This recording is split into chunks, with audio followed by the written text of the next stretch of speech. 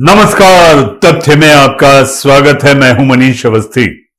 जी हां, तथ्य में आज हम बात करेंगे सीमा पर चल रहे बवाल और उससे जुड़े 10 सवाल। तथ्य है, अंग्रेजी बोलना, 2 पासपोर्ट, आईएसआई से रिश्ता और भारत आने का मकसद। यूपी एटीएस ने सीमा हैदर से पूछे हैं ये 10 सवाल। जी हां, पाकिस्तान से भारत आई सीमा हैदर फिलहाल यूपी एटीएस की हिरासत में, जहां उससे लगातार पूछताछ की जा रही है। इस पूछताछ में सीमा और सचिन से कई सवाल पूछे गए हैं, जिसमें सीमा से यह भी पूछा गया कि उसके 2 पासपोर्ट क्यों हैं। इसके अलावा सचिन और सीमा से उनकी मुलाकात और बातचीत को लेकर भी पूछताछ की गई है। जी हां, सीमा के पास सीमा से पूछे गए सवाल और उनके जवाबों की लिस्ट।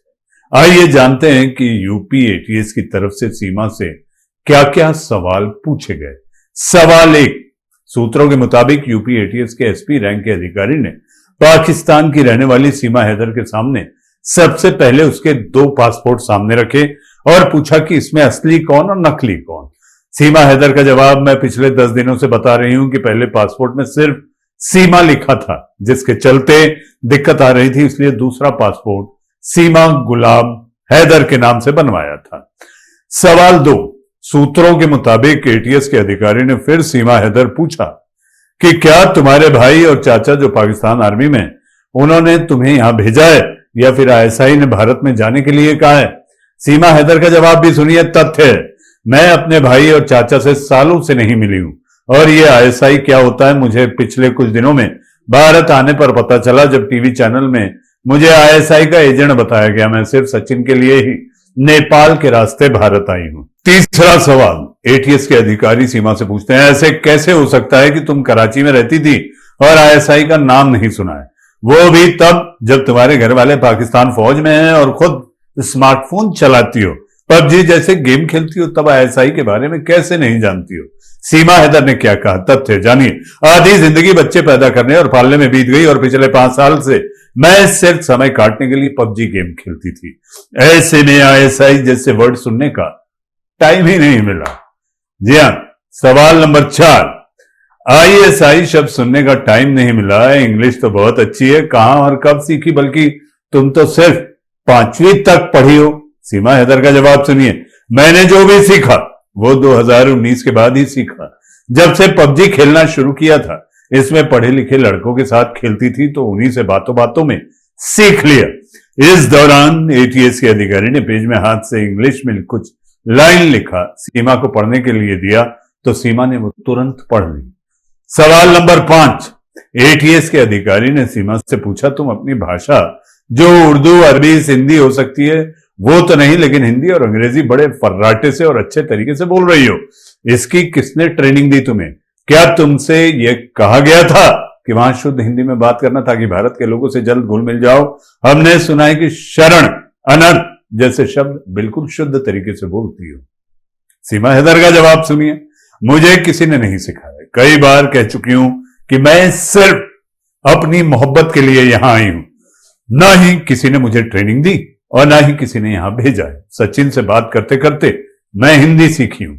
अगला सवाल, एटीएस अधिकारी सचिन मीणा खुद ही हिंदी ठीक ठाक से नहीं बोलता है, उसकी भाषा में पश्चिमी यूपी का टच है, बल्कि जो तुम बोल रही हो जैसे कोई प्रशिक्षित हिंदी क्या ज्ञानी बोल रहा है। इस पर सीमा हैदर ने कोई जवाब नहीं दिया, खामोश रही। अगला सवाल, एटीएस अधिकारी, तुमने 4 जुलाई को पुलिस से बताया था कि जब नेपाल से बस के जरिए सचिन के पास आई तो तुम्हारा मोबाइल काम नहीं कर रहा था, इसलिए बस ड्राइवर के फोन से सचिन को कॉल करा रही थी। लेकिन नोएडा पुलिस ने तुम्हारे पास से 4 मोबाइल और 4 सिम भी बरामद किए हैं। इतने मोबाइल तुम्हारे पास क्या कर रहे थे और उन्हें तोड़ा क्यों? सीमा हैदर का जवाब, नेपाल से भारत आने पर मेरा पाकिस्तान का सिम काम नहीं कर रहा था और जब मैं सचिन के पास आई तब मुझे उन्होंने नया सिम ला कर दिया था। मोबाइल इसलिए तोड़ दिया था क्योंकि मैं नहीं चाहती थी कि पाकिस्तान के लोग मुझे ट्रेस कर सकें। अगला सवाल, एटीएस के अधिकारी पूछते हैं, सचिन ने एक सिम ला कर दिया, बाकी सिम कैसे आए? इस पर सीमा ने कहा, मुझे याद नहीं है। जी हाँ, अगला सवाल, एटीएस अधिकारी ने पूछा कि तुमने सभी सिम अलग अलग मोबाइल में लगाया और सभी में व्हाट्सएप चला रही थी। इसमें जो तुमने प्रोफाइल फोटो लगाई है वो किसी लड़की की है और दूसरे में कश्मीर के पहाड़ों की तस्वीर है। किसके कहने पर ये सब कर रही हो? सीमा हैदर का जवाब सुनिए। मैंने कोई व्हाट्सएप नहीं बनाया और ना ही कोई फोटो लगाई है। अगला सवाल, 2 बार दुबई होते हुए नेपाल आने में बहुत पैसा खर्च हुआ होगा। इतना पैसा आया कहां से? तुम खुद किराए पर रहती हो, पिता तुम्हारे 2 साल पहले ही इंतकाल हो गया उनका। पति से संबंध ठीक नहीं है, गुलाम हैदर से। भाई से भी सालों से नहीं मिली हो, तो पैसे मिले कैसे? अगर किसी ने तुम्हारी मदद की है तो सच बता दो, हम लोग ना ही तुम्हें पाकिस्तान भेजेंगे और ना ही जेल। कोशिश करेंगे कि भारतीय नागरिकता दिलवा दे। सीमा हैदर का आप जवाब सुनिए, बड़ा इंटरेस्टिंग है।